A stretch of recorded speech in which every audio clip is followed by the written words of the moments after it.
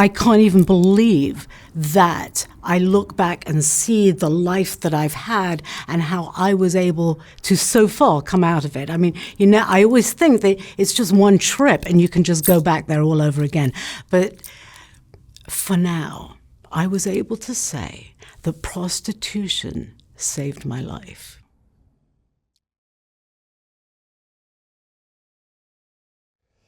All right, Zoe.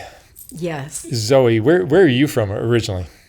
I'm originally from London, England, and I grew up in London in a middle upper class family. My father's very educated, went to Oxford, met my mother at the University of Chicago. She is a Mexican Jew. Great school. And and there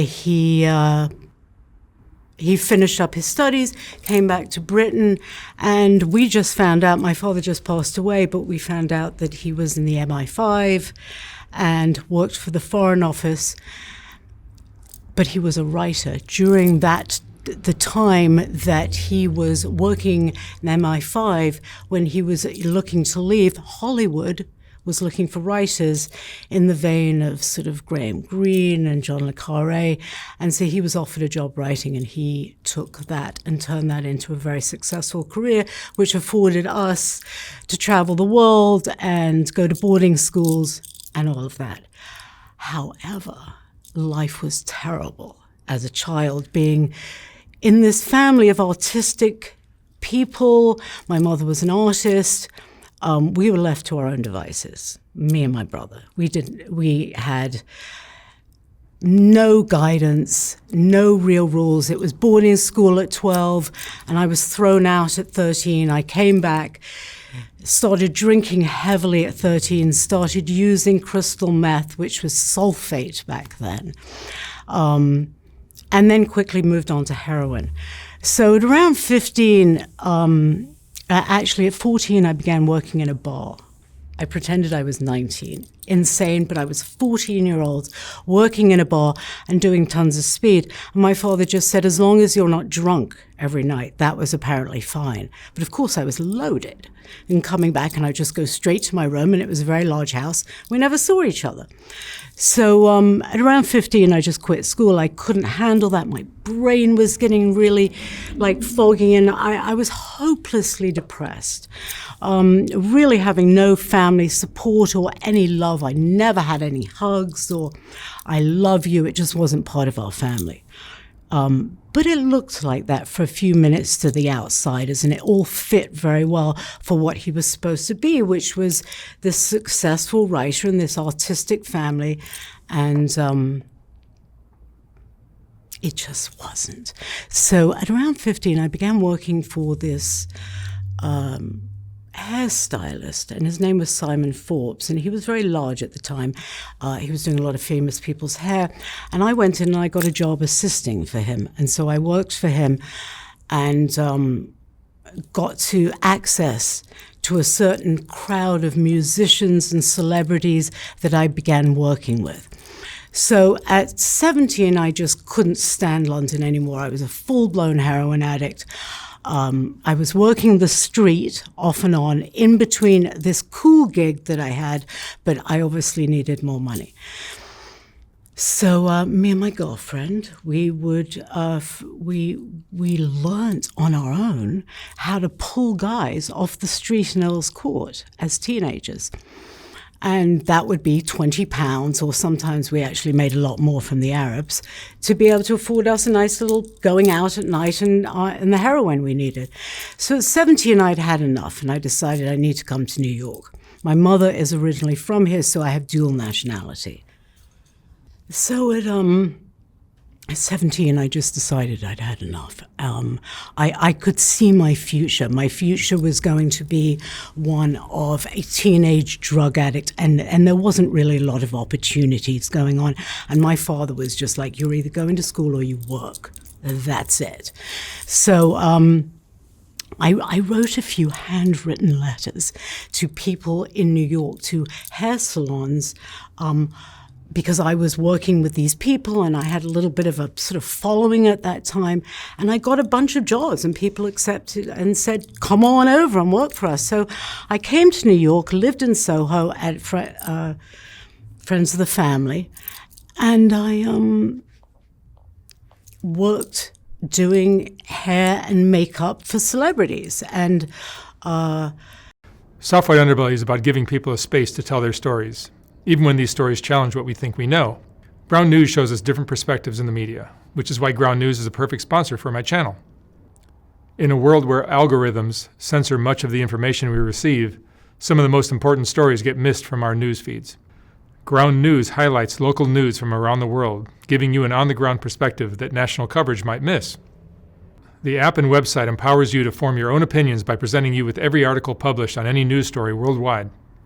My favorite part of the app is the data it gives you on each news source as you read it, such as where it leans on the political spectrum, a factuality rating indicating how subjective their printed reporting tends to be, and who funds it. I particularly like their blind spot feed, dedicated to showing you news stories that are underrepresented in the mainstream media. You can check this all out by scanning the QR code on screen or clicking the link below. It's easy to forget how much bias can shape the reality we live in. And in a world where our attention is constantly being fought over, my Vantage Plan easily helps me keep up with more important stories slipping through the cracks. So I encourage you to check them out at ground.news/SWU. Subscribe through my link or download the mobile app and enter promo code SWU to save 40% off their Vantage Plan. And by subscribing or even gifting it to someone you know, you're helping hold the media accountable and helping my channel directly. Thank you for watching. Then doing MTV, but my heroin habit and my head was really messed up. And I very quickly moved to the East Village and realized heroin was on every block. And this was just, even though it was great, my pain was excruciating. My pain from childhood. My mother was the main problem. And even though she is a very prim, proper, elegant, beautiful lady, she was the problem. And she, when I was 5 years old, she had thrown me out of a room and my head had banged on a doorknob, which in turn I went unconscious and I spent the night in hospital. I believe that was the beginning of a lot of brain trauma and brain issues that I'd had. Might have contributed to my addiction, I don't know. But the pain was definitely there. And I spent my entire 20s just flailing and not understanding where I should be. I had this great job that I could be doing, but I couldn't really afford to stay in it anymore. And it wasn't really that exciting anymore, and I was really drawn to the streets, and I found that exciting. I found that, and my addiction was all ramped up in that, and it seemed to be acceptable. And it was also a time in New York, and I was going out every night, danceteria and area, and it was very much the scene and very much acceptable, although I did hide my drug use because no one really gets high like I do. I like to just slam drugs and, do it really. I like to go there. So, of course, I couldn't do that.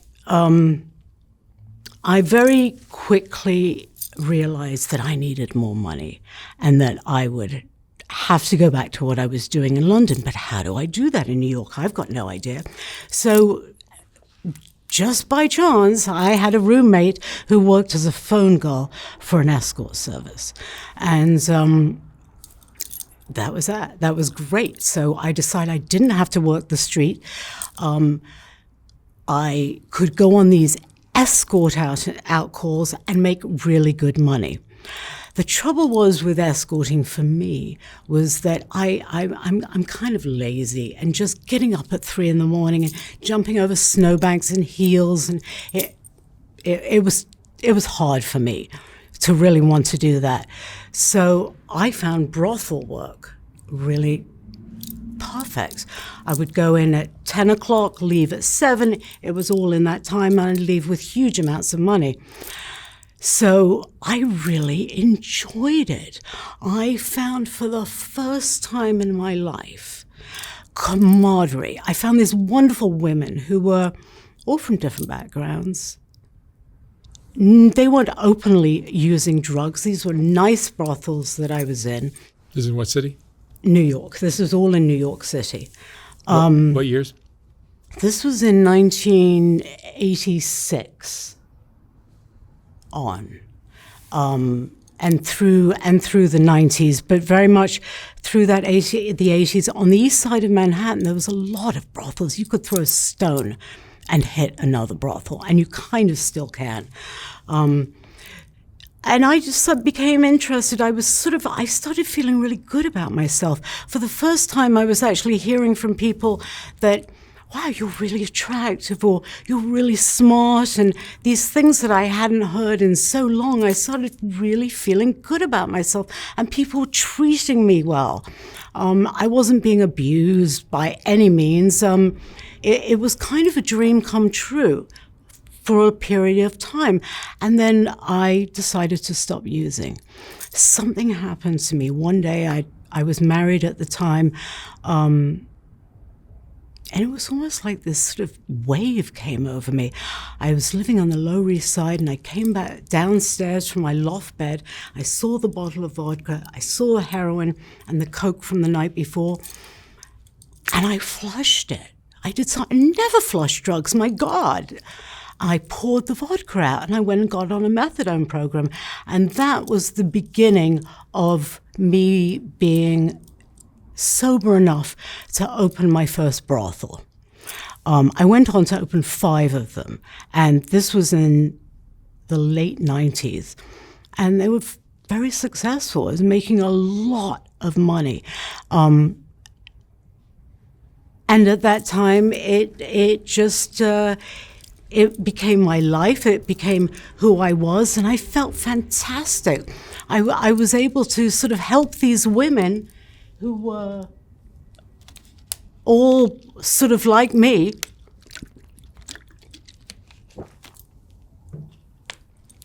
They were all sort of like me. It made me feel not alone. It made me feel part of a community.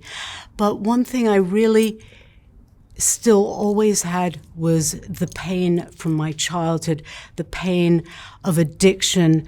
And I had endocarditis, almost died from that. Countless overdoses. I lived in the Chelsea Hotel also, and I have a good story, which is in my book. I've written a book called Going Down in Gotham, which is soon to be published. But this was when the Chelsea Hotel wasn't what it looked like now. And I had gone in, met with Stanley Bard, and with this man who was paying for my life at the time. And he said, let's go and get you an apartment in there. Went in, and I saw that the number on the door, it said 102. And it was a large, beautiful suite that opened up with these big doors facing out into a garden. And one day, I'm lying in the bed, and the sheet from the bed has pulled up a little bit, and it's a big king-size old mattress. And I see underneath what looks like somewhat of a brown stain. So I get up and I pull the sheet back, and I see on this bed that I've been sleeping a massive wavy ring of brown. And then I pull up the box spring. I pull up the mattress, and underneath, through the box spring, is more clearly what looks like blood now. So this is not a small amount of blood. This is through to the box spring. This is a massive bleed out. So I go down to Stanley Bard. Weeks later, I just didn't even think about it. Weeks later, I go down, like, Stanley, I just want to ask you, what's up with the mattress in 102? It's got this really nasty brown stain. And he said, oh, wow, they didn't remove the mattress? That was the room. You're actually living in room 100. Which was the old room that Nancy Spungen was killed in. And I swear that mattress was still there 10 years later after the murder, and I had slept on it and continued to live and sleep on a biohazard nest for the next God knows how long I was there for. But it was a gorgeous experience in that hotel. And I never felt that anything else was going on in that room. But the bloodstained bed was still there. And I'm sure that it's long since been trashed. And no one knows what the historic value of that bed. But I lived there, lived in the Chelsea, did the whole New York experience of, the music scene and being involved in all that. I was married. I had a kid who's now grown, who's in the Marines, and we're extremely close, and he's amazing. But before any of that, life was hell. And I can't even believe that I look back and see the life that I've had and how I was able to so far come out of it. I mean, I always think that it's just one trip and you can just go back there all over again. But for now, I was able to say that prostitution saved my life. How many years were you working? For about 25. 25 years. Yeah. How do you think it changed you? It gave me self-confidence. It built me. It gave me the mother I never had. It gave me a toolbox for life, and also the clients. And I met some amazing people too. This wasn't just about the amazing women. And of course there were assholes. Of course there were situations that you never want to be in. But for the most part, I have to say that it was a wonderful experience for me, and I was fortunate enough, and there were some situations that weren't great, but I was able to sort of get out of them by either talking myself out of them or just running for my life. But I was able to turn what could have been a negative, and I could have been a statistic, not. Do you see men differently because of all you saw? I get asked that. It didn't hurt me in any way towards my feeling for men. I've always been intrigued by men, and I'm fascinated, and it only led to opening up my eyes to a different view of humanity. And fetishes. And during the pandemic, I wasn't doing anything, and so I started a channel which started smoking, like a fetish channel. And that was bizarre. It led into me doing private fetish videos, which was so outrageous. No sex, but the most outrageous things I've ever heard. One that I have repeatedly, which is a man who likes to listen to my belly grumble. And so I've made close to 50 videos of my stomach grumbling. Yeah, so fascinating. It is. Fascinating. And no, it didn't leave me with any negative feelings towards men whatsoever. A lot of people have very unusual and dark fetishes, don't they? Oh, yeah. Yeah. And I've heard them all. And if you can think it, it's there. If you can imagine it, someone's into it. It's crazy. Yeah. You think all that stuff comes from childhood? Yes. Yeah. Absolutely, I do. And that was my biggest fear, was that I was going to do something that would hurt my child. And I haven't so far. And so far, he hasn't been carried on so far. And your clientele was more of the high-end type of man, or I would say everything. Everything. Yeah, I would say everything. Not terribly low-end, but yeah, everyone in between. The massively wealthy that enjoyed picking up girls on the street. Mm-hmm. Over at the Oak Room at the Plaza. I worked that area for a little while. And, yeah, those were good guys. How was your karma during those years? Well, I think my karma has always been good. I tend to, because I tend to lead with a directness, and I'm not a liar. And so I don't really have those things that come back on you when you're doing the wrong thing. So the drugs, of course, always will keep you stagnant. I don't care what you're doing in the world. If you're using, and even if it's pills, you will just stay, you know. So once I was able to let go of that, it was just fantastic. And that didn't really happen till I came out here, which was only 8 years ago. Yeah. I've only been sober 8 years. I used for 40 straight years. So I'm still amazed. I feel very much still like a little kid that's just discovering things for the first time, that I'm doing things that I should be doing in my 20s, you know, or have that mindset of people that I get excited about things that maybe a 20-year-old would get excited about, but, you know, I sort of have that I still am stagnated as far as growth, I feel, and sort of, you know, that little bit of childlike behavior, because you just don't sort of move on. Do you have regrets? Oh, yeah. Yeah. Lots. What's a big regret? Drugs. Oh, yeah. Yeah. If I hadn't have used drugs, my life would have been entirely different. But, you know, there's also, would I want it to be entirely different? I mean, I have a wonderful life now.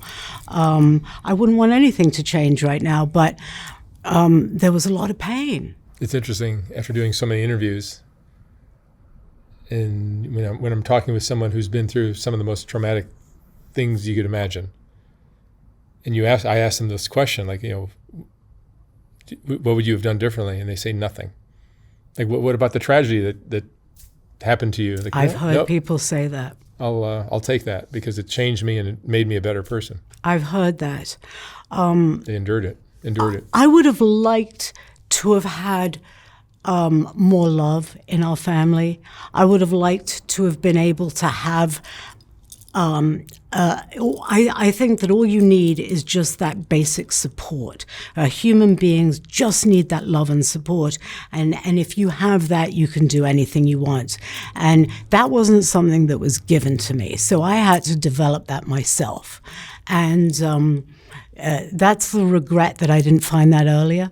But it caused decades of agony, not knowing yourself, not finding that self-love, but learning about it through other people, and even through your videos, and listening to other people and how they deal with stuff and what they've done wrong. Find it very helpful. And listening to those types of things, and you can learn something from everyone. Absolutely. And your education, you went how far? I went to private schools. I went to boarding school, but did I learn anything? Absolutely not. I was thrown out of 3 schools. For what? Wasn't really doing anything at all. That was the thing. I'm dyslexic, and I am a writer. So that was challenging, but I quit school at 15. Did you have goals that you wish you had followed? Wish you had pursued? There are times that I think like, oh, that would have been great. I would have loved to have done design. I would have loved to have been an interior designer. I love design. I love that. Those types of things. But I also have a big draw to the underlife. I'm very drawn to the streets and to what's going on behind the closed door. So even though I would have liked to have been, the opportunity to do some of the dreams that I know that I would have been able to do. I'm not sure if I'm really, because I'm a little bit of an oddball, I don't fit into the square life particularly. So I'm not sure if being a writer, I love it, and that's something that no one's going to really tell you that much what to do. What is your view? If you stand back and look at sex work, do you see it in a positive light or a negative light, or is it mix of both? Interesting question. I see sex work. Obviously, it's going to be around forever. It should be around forever. It should be legal. I think age-appropriate sex work, absolutely. For what reason? For me, as I said, for a person that's not on drugs, if you're able, and there are plenty of women that do, go into sex work and for a means to an end, to pay for school or whatever they're doing. And I know plenty of them who bought houses, etc., did things like that, that it can be great for. But as a personally, for my growth, it taught me about myself. It taught me who I was, that I am it taught me also about empathy and, caring for people. And there were clients that I became very fond of, that would see me regularly, that we became very good friends. And it wasn't, I never look at it as using someone, but it was a trade that we had, and I was very happy to have it. And I never exploited anyone in any way. And I know a lot of women have done that. But as you said before, that's karma. And having never done anything like that to anyone, I've never had that done back. So I think if you follow the rules of the street, and I see that seems to be gone now, very much. When I was a heroin addict, the good old days of heroin addiction, when you weren't seeing what's going on in Kensington or Skid Row, with the people all folded up and just stealing from each other and just like, just going crazy and just like, there was I'm going to say it for me, there was an elegance to my addiction. I want to think that I wasn't doing that. And that wasn't what it was about. That wasn't, I was intrigued with heroin and drugs through my literary heroes. And that's where I became sort of more attracted to that side of life, was just because of the people that I think I looked up to. And that isn't there now. And I don't see what's going on out on the streets right now to be anything less than horrific. And even in MacArthur Park, like, what is that? Mm-hmm. That is so insane that that's allowed to happen right now. So leading back to your question, like sex work now, when I see these women that are out there on the street, that are having to work for $5, and it's just that's not really what I'm talking about. But if you're able to conduct yourself in whatever manner you are and get yourself into a brothel or work on your own and stash your money and use it as a means to an end, or support your kid or whatever you're doing, absolutely. For me, best job I've ever had. For after spending more than 2 decades operating in a world where the interactions are transactional. Yes. Love or sex is transactional. Was that difficult to stop? Absolutely not. And how were your relationships since then? I always had relationships. It's because I don't look at it as anything more than I did a job. Like I did a job and I was paid for it. Like I never had to con anyone. I never had to do those things that I know that people do. I just didn't. And, so I don't have any anger or feelings towards men in any other way than, when I meet a great person that I want to be friends with, there's never that feeling in the back of my head like of something sleazy or I've got any anger issues. I've just never had that problem, thankfully. Yeah. Because I would hate to carry around pain and then anger towards the opposite sex. I mean, a lot of sex workers have a hard time They separating do. money from sex. They absolutely do. And, it's been a while now also since I've done that. But I know that immediately when I'd finished, and honestly, Mark, I still would have no problem going back into that business if I had to. If shit went to hell and it was like, Zoe, you got to go to work. Okay. What was your attitude? I've interviewed so many sex workers now.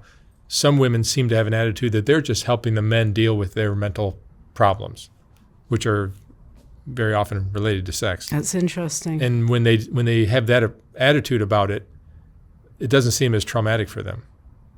It's really interesting They that you just say look that. at them. They're just helping men cope. Yeah. Whereas a lot of women have this attitude like, I'm being exploited, I'm being taken advantage of, and that becomes a little more traumatic for those women. That's an interesting take, and I would agree with that.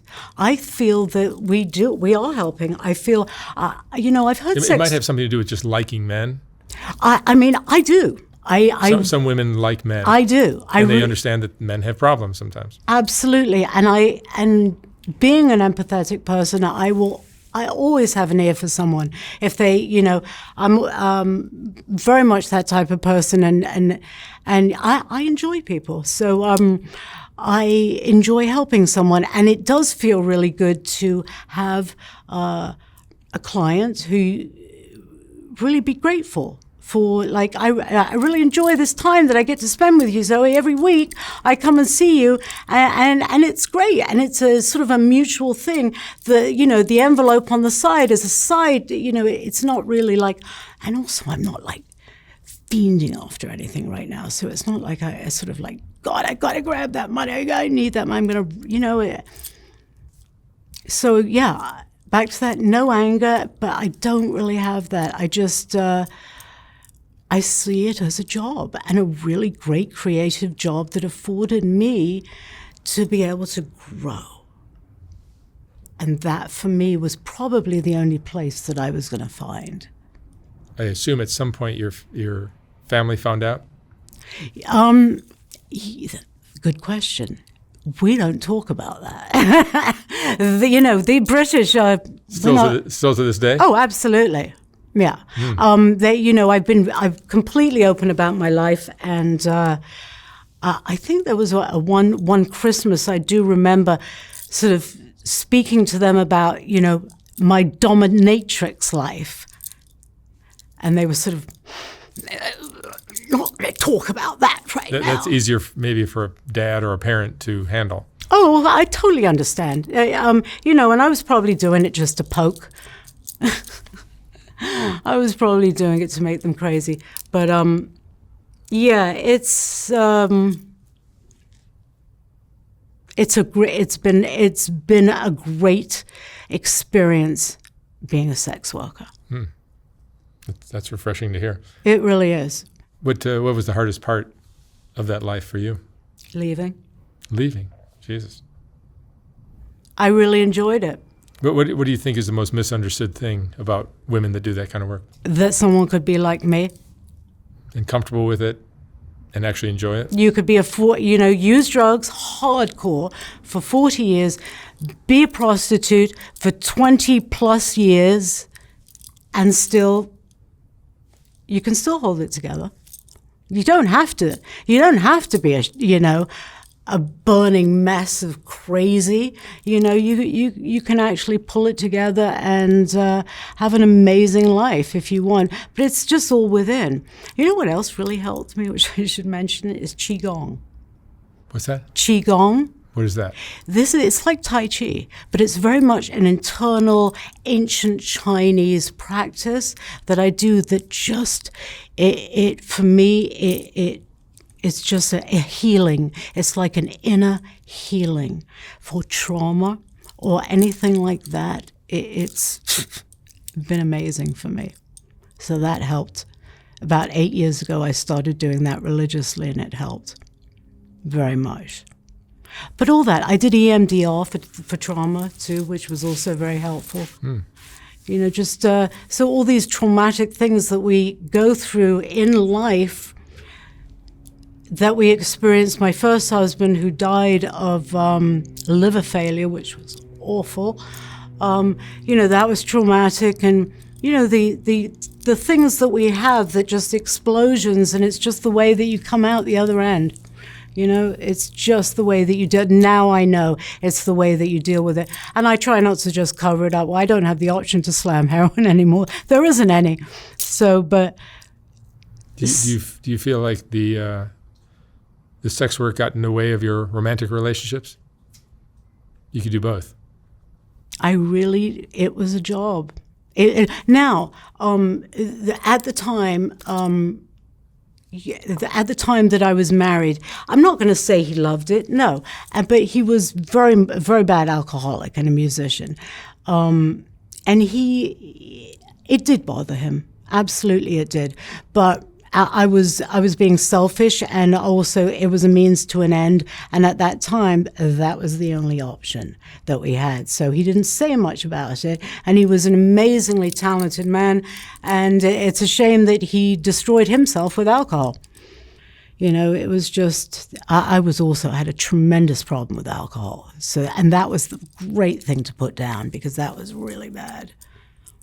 Do you have a self-destructive streak in you? I guess I do. We all do. We all do. We do.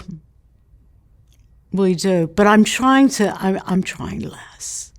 And especially when things are going really well, I try just keep it together and don't do anything to just throw a wrench, fuck it all up again.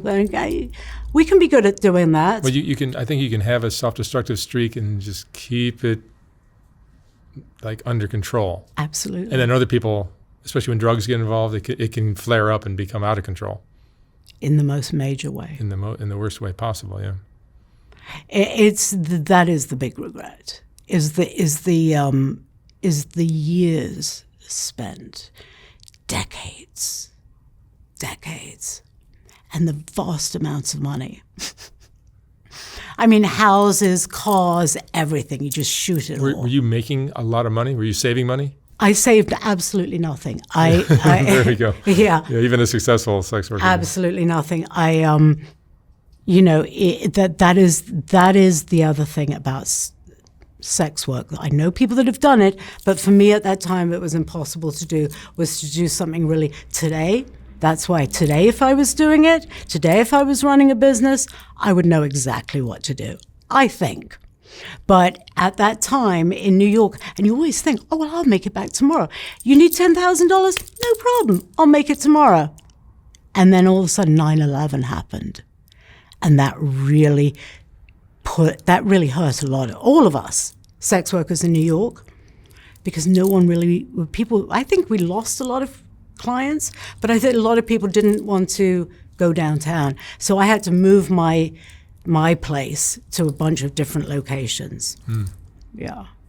And then I had a massage place too, which was just hand jobs and massage for some of the girls that just wanted to do that when they had their periods. And then they'd go back to the full service, So it was a really nicely run operation. Did you enjoy being a madam? Loved it. Was it more fun than being one of the working girls?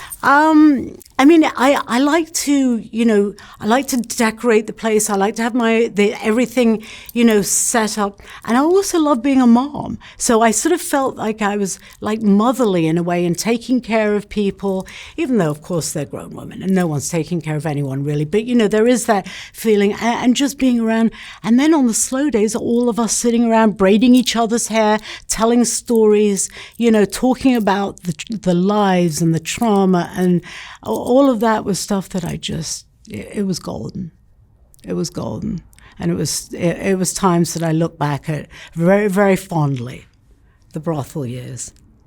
That's nice to hear for a change, because so many women have these stories of trauma and absolutely misery. I don't think I'm the only one. No, I don't think you are either. Yeah. It's just funny also that even somebody who's on the higher end and successful still is not saving money. Oh, yeah. No one seems to save money. That's the in thing. that field. Like I said, you think it's always going to be there, and then one day it's not. Young and stupid too. Is it because it is ultimately a kind of a traumatic lifestyle, and you need to spend in order to numb the pain? Interestingly enough, I did save. I had shoeboxes under my bed stuffed with cash. Just because I was working so much and I didn't have time to go and spend it. And so it just all piled up. And then at the time, I think I lent someone some money, it just... And then I opened up another place, and that'd be another 20 grand. It just flits out at a time. And then the shoeboxes start diminishing. And you just... Then if you don't feel like you've earned the money you've made honestly by your own blood, sweat, and tears, if you did anything that's on the just a little bit shady in how you made it, you won't value it, and it'll Very go true. fast. You're right. You're absolute. That. Like if somebody gave you a winning lottery ticket, you wouldn't feel like you earned it. You would. And that's what happens. That's why they all go bankrupt within 2 years, because they've given it all out. And those poor people that win that money, it never works out for them. Given money, you're right. There is something in our brain that just doesn't feel like that. Money's never been tremendously important to me. Like I know people that are very money driven and very, need that. And somehow I always feel that it just be taken care of. Very spoilt attitude. Oh, I don't know where I get that from, but it's true. And somehow the universe provides. And sort of just managed to, you just sort of go on to the next step. And I'm, just trying to, with a newly fresh brain, fresh off substances, for the first time in my life. This is absolutely the first time that I've been like this. It's almost like discovering yourself all over again. I feel like I could start a whole new life all over again. Like I said, I feel like a young person that just discovering these new things. So that's the strange thing that happens when you get sober. Very interesting. Let me ask you one last question, Zoe. Yes. What would you say is the most important thing you've learned in your life? Very good question. The most important thing I've learned: don't stress the small stuff. Try, and I can get very upset about some things, and then the next day it's all sorted out, and I spent this whole day of ripping my hair out, which I was doing yesterday. That's why it's kind of in my head, and then everything's okay, and just take a breath, take a breather, and it's all going to work out. It generally does, and that's my big lesson. Just breathe. I'm turning into a Californian girl, I think. All right, Zoe, thank you so much for sharing your story. Thank you, Mark. It's been great. You have lived a fascinating life. Thank you. Thank you. When I was designing the first Soft White Underbelly book, I realized that there were so many great portraits that weren't going to make it into that book. They just wouldn't fit. And once I saw how well that first book sold, I knew I'd have to design a second book. This second book is finally ready to ship. Like the first one, this book has a collection of some of the best portraits from Soft White Underbelly, accompanied by a quote from that person's interview.